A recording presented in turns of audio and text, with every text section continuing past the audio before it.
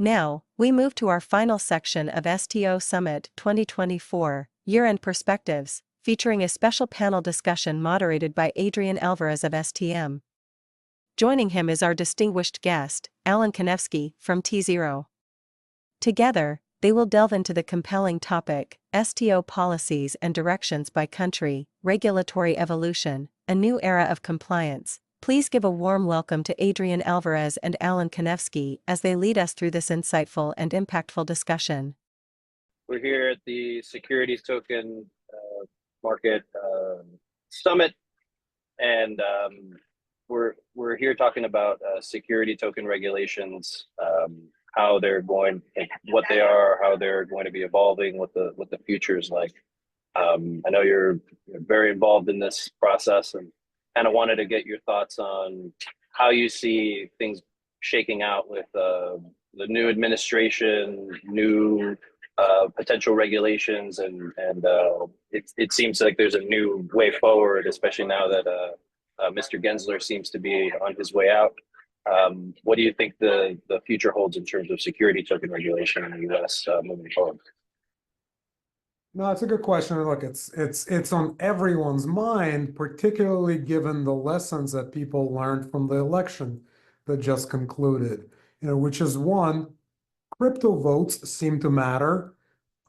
There's in a dynamic of very tight elections of where every vote counts. This is an ecosystem, and particularly an ecosystem among younger voters, not only, but a lot of younger voters that care about this, if not as a single issue, then as a very important issue.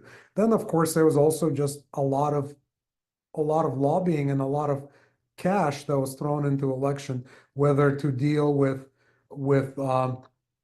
politicians who were viewed as unfriendly or to support politicians who were viewed as friendly. And there was a fair amount of successes on these sides, by the way. So this is the big surprise was that crypto was a big issue in the national election. That's going to continue. Once people get a taste of that, that's going to continue into the midterms and beyond. So I don't, look, it's there's campaign cash, there are votes, there's lobbying interests. People, for good reasons and bad reasons, that's going to continue, and that's important.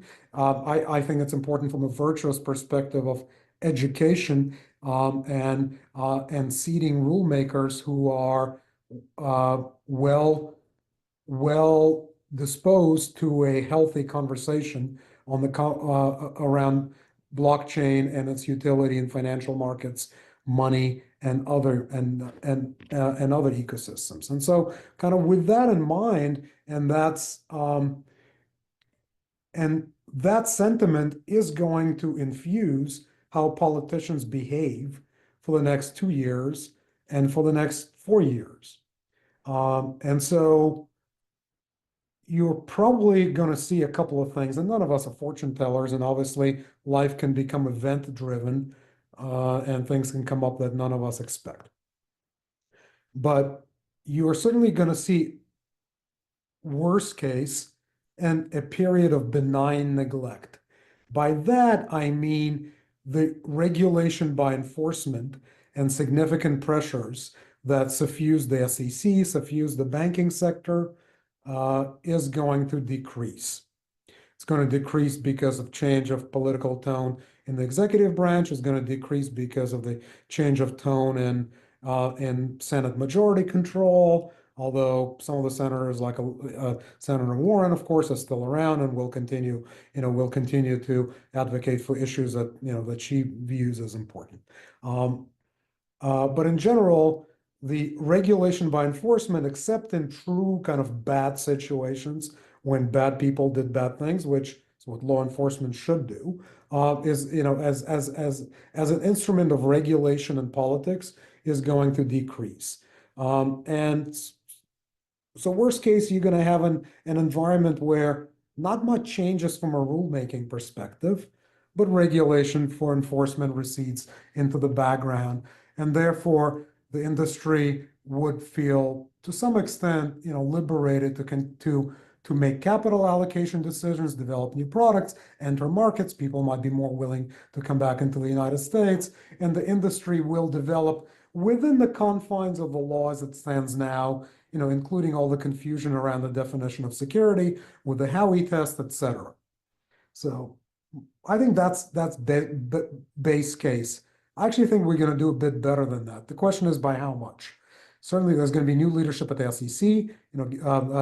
Chair Gensler is going to leave in January, and that tone will matter. The SEC has significant exemptive authority and other rulemaking authority that isn't necessarily premised on an act of Congress. There's significant latitude under existing legislation and existing rulemaking authority, even keeping in mind the recent Supreme Court decisions in Loper and others that sought to constrain regulatory fiat and regulatory rulemaking, which is the right movement within the confines of how our government is set up. But setting that debate aside, the SEC has a lot of latitude, and as an improvement to the base case, you could see rules coming out of the SEC, exemptive relief coming out of the SEC, no action relief coming out of the SEC that is going to, for example, make it easier for a broker-dealer to touch a digital asset security. The SEC spent 4 years saying that all these assets, maybe with the exception of Bitcoin and Ether, maybe a couple of others, are securities. It's not enough. If it's a security, I need a pathway to be able to quote it as a broker-dealer, to custody as a broker-dealer. I can't touch an illegally issued security. So to provide a path at a minimum that allows me to touch that is critical. You might get more guidance about what is or isn't a security, at least from an agency application and an interpretation perspective. You may get other kind of more granular rules around market infrastructure, like definition of exchange and definition of dealer, that people have particularly been interpreted as targeting crypto industry and DeFi, and were viewed as stymieing innovation. Same thing goes, by the way, outside of the SEC to some of the IRS guidance, as it applies to crypto industry and definition of a broker, etc., including the mining industry. So that's kind of a slight improvement to the base case. I still think a lot of people ran on and got elected on the campaign of needing reform in this space. And so you're going to continue, you will have more hearings, you will have more legislative proposals. Some of them will become law. Some of them will be good law. Some of them might not be good law. My guess is, at least initially, you're going to have more incremental changes that target specific assets, like a stablecoin bill or something around special purpose broker dealers, for example, or other topics. You are probably less likely to have massive overhaul of U.S. securities laws that creates new asset classes and reallocates jurisdiction among agencies in a kind of a very bottom-up evolutionary sort of a way. Although again, legislation will continue to be proposed, and it'll touch on all these topics, including definition of a security. And at what point can an asset stop being security and become something else, or vice versa? And but that's my interpretation of a direction of travel. And so kind of the doctrinaire view that you've had to date, which, by the way, was strict in its application, but very opaque in guidance in terms of what to do, is going to go away. Now, for better or for worse, it's going to put the spotlight back on the industry of developing products that people want. Right? Politics and regulations have been a correct and certainly a convenient explanation for some of the challenges that the industry has been dealing with, but we also need to keep an eye on product, and product that is not in a fairly solipsistic way obsessed with technology. You got to remember, like the Steve Jobs thing about consumers don't really care about technology; they care about futures and products. And that's going to be the point: is why is a tokenized security better? right? Why, what are digital assets aside from securities about, right? Including native digital assets on a range of layer one coin, on a bunch of layer one networks. What are these coins about? What is Bitcoin about? What does it mean to be a medium of exchange when there's no acceptance at point of sale or service largely? Um, what does it mean to be a network with relatively little traffic? Security questions, AML and compliance type questions. What are these, at the end of the day, how do you create a product that people use? And it cannot be just boiling down to enthusiasm around kind of maximalist philosophies or technology use cases. At the Yeah, end of the all of that day, makes sense for yeah, sure. at the end of the day, people live in their kitchens and their wallets. Institutions live in their back offices, by the way, right?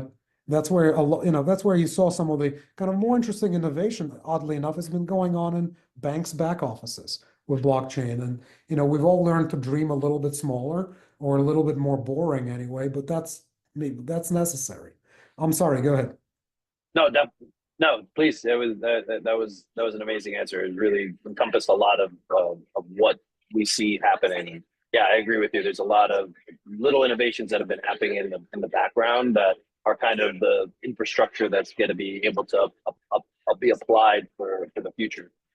So in terms of the regulation side, if you had a magic wand and then could pick, okay, do we want the most tokens be under like the CFTC regulations, or do you want a reformed SEC? What do you think those two agencies, the roles that they're going to play, and kind of the battle that they're kind of having in the background as to who the regulator of the main regulator of crypto is going to be, and then how do you think Congress will kind of weigh in on that as well? Look, there are a lot of other people who can probably try to play the arbitrage game. I'll tell you that, the expectation in the industry has been that CFTC is a better home than the SEC. You importantly say reformed SEC. That's obviously very relevant. Although keep in mind, although political staff changes, commissioners change, chairs change, their political offices change, career staff largely remains the same. By the way, how they will be impacted by some of the efficiency initiatives in the government that are being talked about is unclear, and what that's going to mean. How they're going to be impacted by some of the jurisdictional uh, uh, arguments, including litigation, not just Loper, but some of the other litigation that's pending around the scope of regulatory authority. My guess is that at the end of the day, I mean, again, absent black swan events, you're going to see a smaller government, at least incrementally, and by extension, you are going to see a a smaller or maybe a more focused SEC, and same thing with CFTC. And so, you as between which agency is friendlier to crypto interests, historically, people thought the CFTC was probably from kind of a lighter touch perspective. I'm not going to kind of explore that topic too much. Other folks can have a better perspective. My view is it's not so much who is doing it, it's how they're doing it. And that's going to be really important, the tone at the top, as it informs career staff as well at both agencies, and probably on the balance, career staff at the SEC wants to do the right thing. I think historically they've been in the groove of viewing this industry with suspicion, probably more than the CFTC. That's not to say that CFTC, of course, won't enforce bad actor situations. They do and they would, but generally the SEC probably has been more suspicious, wrongly, we think. And so, should there be a new regulator, as some people have talked about, for this asset class? I think that might be a step too far. But in general, things the way they are, if you had just wave a magic wand and foreclose all future debate on these assets and say they're all commodities and that's it, you're probably going to get a more productive, from an industry perspective, environment and on the CFTC side of the house. If the SEC were to go through a shift in tone and focus, and it would translate into how FINRA does its business, and others, it could be a different situations. Definitely. And do you think this new outlook is going to bring some of the crypto industry back to the U.S. compared to internationally? Like, is there a potential for now the U.S. becoming even more friendly than something like the European Union with their MiCA regulations that are coming down, and a few of the other regulations there? Is there like obviously at this time, the U.S. is not the friendliest jurisdiction, but by having this new outlook, how do you see the U.S. compared to international jurisdictions such as the European Union or others that have been putting regulations in place, and are those regulations now going to be more onerous compared to the potential for like a Doge regime coming in and cleaning house for a few things with Elon and everyone coming in? Do you see that the U.S. will now be able to compete more with international jurisdictions, at least compared to before? Yeah, look, you're right that globally the United States has not been for the first time, maybe in a number of, in a number of years, in a number of industries, U.S. has not been leading, and that's been very palpable. To some extent, it does come to the root issue of, well, tokenization in most cases in the U.S. means securitization. That's just the reality. People always think of tokenization, and to some extent, they're interpreting non-US concepts and trying to apply, or technological concepts and trying to apply it in the US, that tokenization somehow hacks the securities and the commodities in many respects regulatory regime and create something else. That's just not the reality in the US. In many cases, tokenization means securitization, rightly or wrongly. That's a separate conversation. You have longstanding court cases and their interpretation and other rules that lead to that conclusion. It's sufficiently complicated that judges disagree at federal court level, at trial level, and others and practitioners. But that certainly has been an issue, and so other jurisdictions have said, you know what, we're going to start from first principle, and we're going to think about what does blockchain mean? What does it mean to be a native digital asset on chain? What does that mean? How does it behave? Is it really, for more or less from a blank slate? How does a stable coin behave? How it should be? Look, I've always been a believer in functional regulation, including for digital assets, and so an asset should be regulated based on how it behaves and its use case, as opposed to its technology. Could it be a security sometimes? Of course. Could it be a banking product sometimes? Of course. Could it be a commodity sometimes? Of course.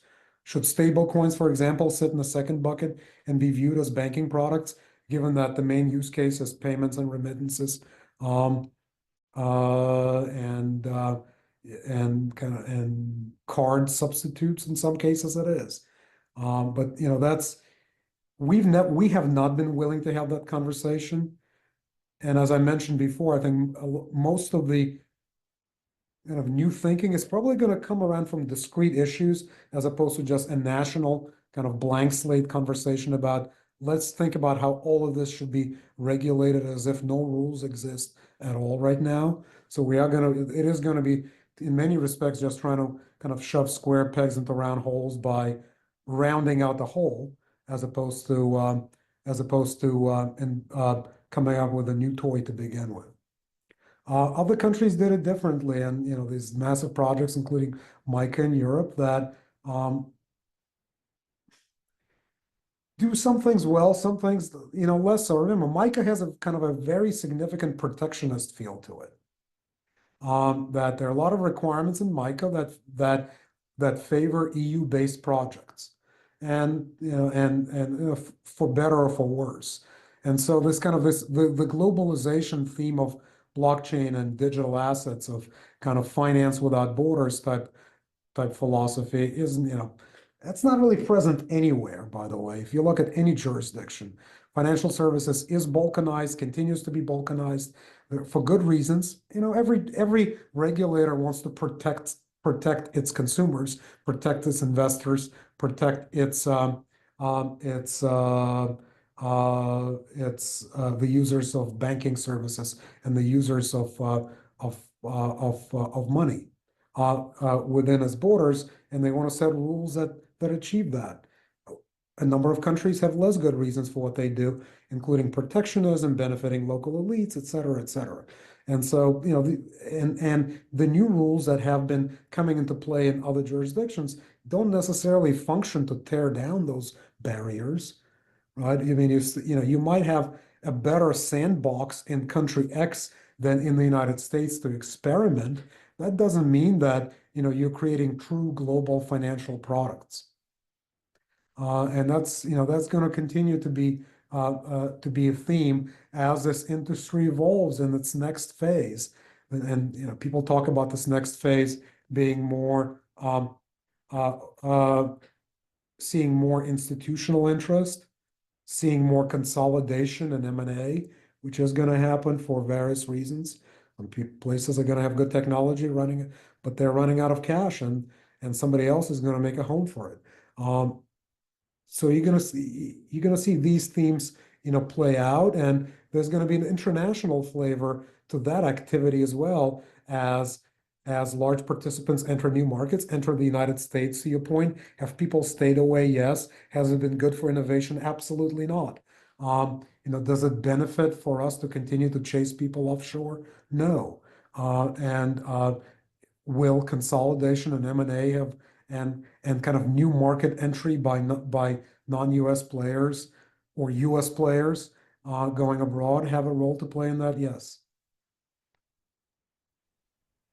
Yeah, I agree completely there for sure. And I see I hadn't actually thought about it being a protectionist issue in MICA, and I'm wondering how the new regime's kind of protectionist streaks will kind of coincide with some of the regulations they put in place. It could be a potentially pro crypto, but then also pro US crypto process that they go through, which would be kind of an interesting side thing for it. Yeah, 100%. You're so right, because, by the way, protectionism is nothing new to European legislation, right? I mean, if you look, it is, by the way, with this administration, that theme is going to become very relevant in a number of industries, probably least so in this one. But to your point, is there going to be some interest in kind of US-based projects not finding home abroad without significant localization and on-soil investments to make themselves more European or whatever whatever the country is? Will the US government have an issue with it from a kind of a fighting protectionism perspective, which is probably going to be a theme in this administration, perhaps, but we're not there yet. So. And I'm sure they're going to pick their battles in other industries first. So. Yeah, they'll probably get started with other ones first before tackling that one. So what do you see? How do you see tZERO's role moving forward in terms of, like, what are you guys building? What are you guys doing to kind of anticipate what's happening? And then how do you see the next year going for you guys? Look, we've been very focused on a couple of things. Obviously, the key thing for us, as we're building any marketplace, there are three things. There's supply, demand, and infrastructure. Markets are not, I mean, at their essence, they're relatively simple. Of course, they're devilishly complex to build and operate at a profit in a durable, long-term sort of a way. But supply, demand, infrastructure. tZERO has been leading the way on setting out infrastructure on the regulated security side, including with our special purpose broker-dealer, one of only two in the US, that allows us to custody digital asset securities. And we've talked about it at length in prior sessions at the conference. Supply and demand are tricky, and there's sort of a catch-22 relationship between them. But my view on the balance is that supply wins, and which really puts the onus on onboarding assets.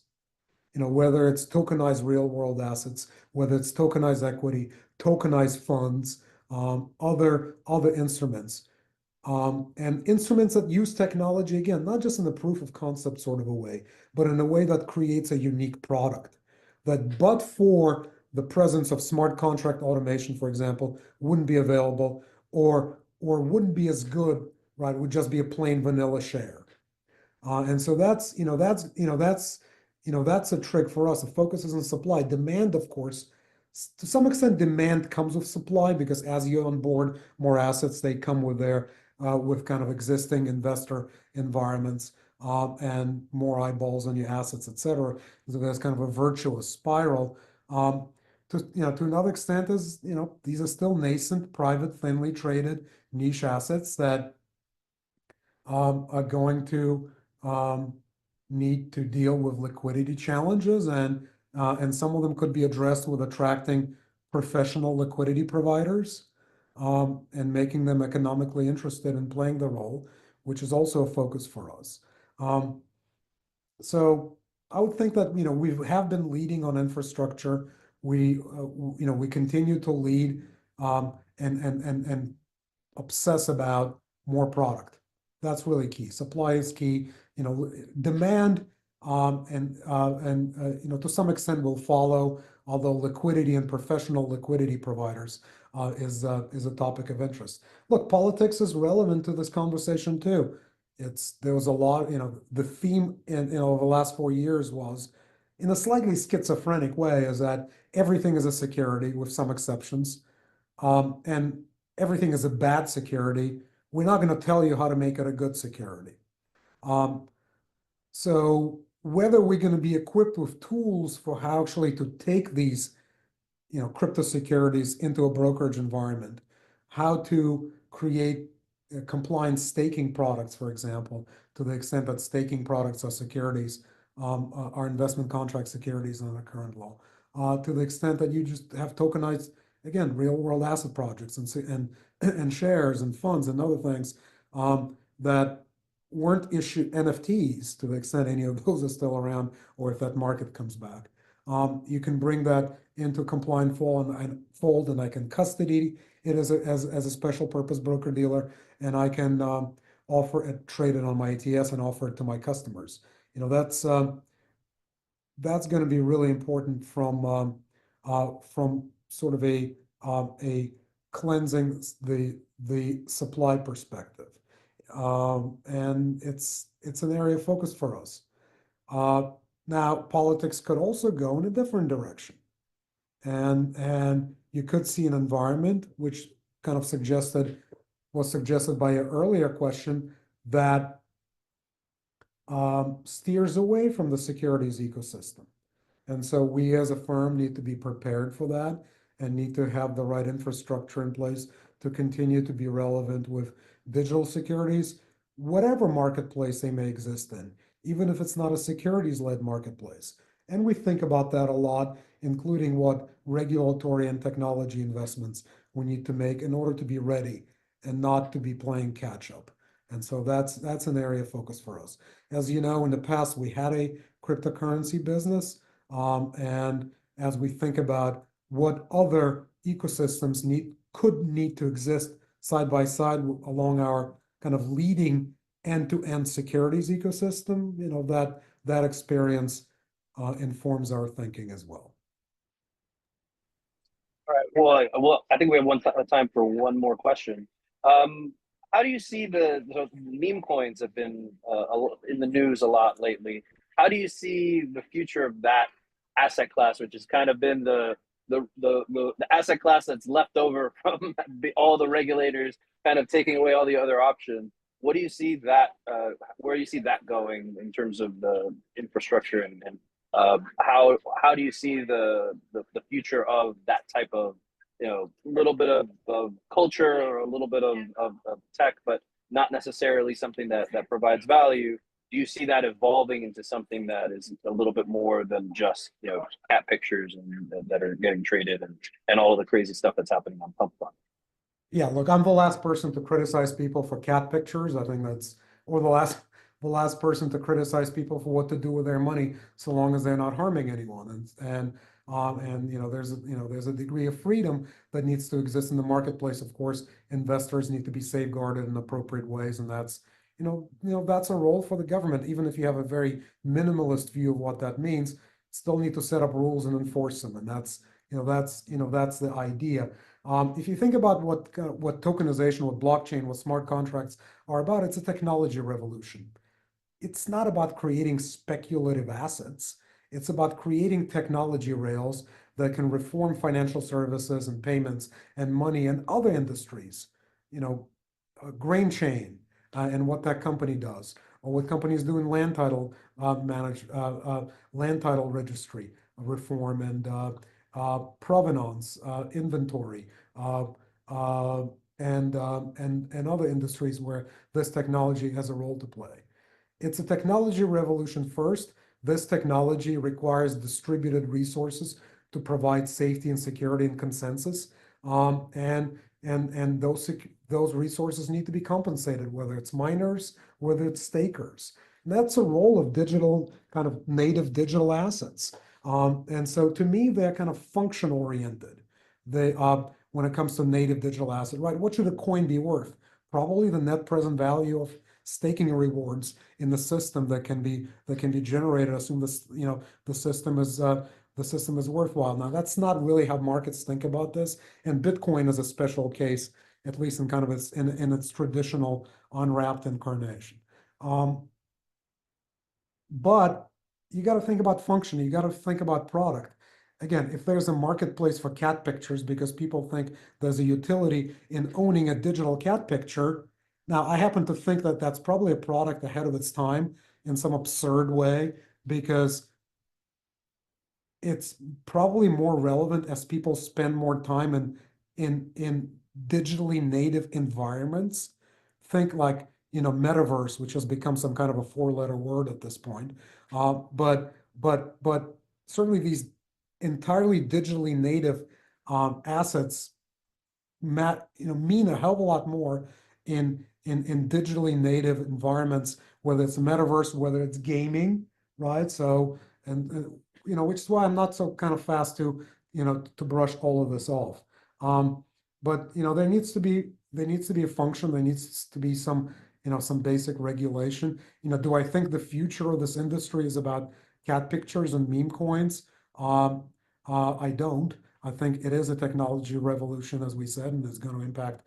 It's going to do what internet did to data and voice. It's going to do that to payments and securities industry and a range of other industries. It's going to, again, creating a digitally native technology layer that's self-regulated, that's automated, that is transparent, inclusive, cheaper, faster, far less intermediated.